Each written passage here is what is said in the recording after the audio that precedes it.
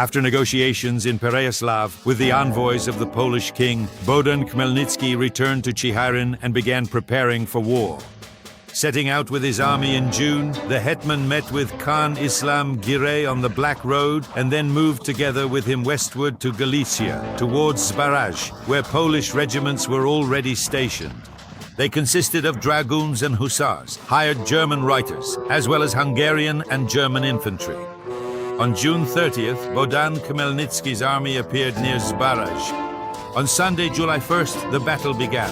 Under the pressure of the Cossacks and Tatars, the Poles abandoned their trenches and retreated closer to the city. Overnight, the Cossacks built high ramparts from which they opened fire with bows. But now the Poles held firmly to their trenches as they were restrained by Yarema Vishnevetsky. Moreover, the Cossacks and Tatars created such a dense siege that there was no hope of breaking through it. Soon the Poles ran out of food as well. In the Zbarazh castle, they were eating the last of the cats and dogs. The water in the river became undrinkable, as the corpses of people and horses were rotting in it.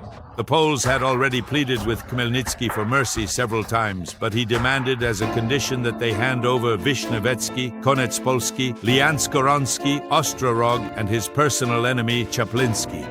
After that, the entire Polish army was to lay down its arms at the feet of the hetman.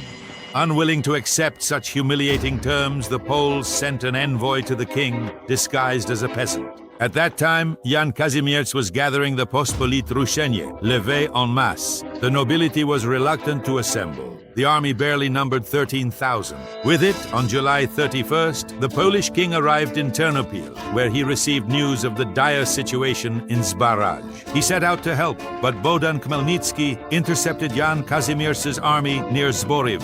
The summer was rainy, the rivers had overflowed, and the roads were muddy.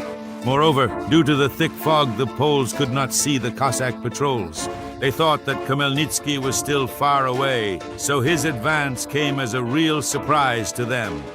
On August 5th, just as part of the Polish army had crossed the bridge over the Hnisna River and sat down to have lunch, all the bells in Zboriv began to ring. And then, to the terrified Poles, the Cossacks suddenly appeared together with the Tatars. After slaughtering 5,000 nobles in a brutal massacre, they captured all the wagons and cannons. The king barely escaped with the remnants of his army across the river, where he stopped for the night. Despair reigned in the Polish camp, and panic broke out. Jan Kazimierz was forced to ask for a truce. On August 18th, under pressure from the Khan, who did not want Ukraine to grow stronger, the Treaty of Zboriv was concluded. The three Dnieper River voivodeships, Kiev, Bratslav, and Chernihiv, were officially established as a separate Cossack territory. The Polish military troops were not allowed to cross the established western border, which ran along the Slukh River. The Cossack registered army was to number 40,000. All governance of the state passed into the hands of the Cossacks.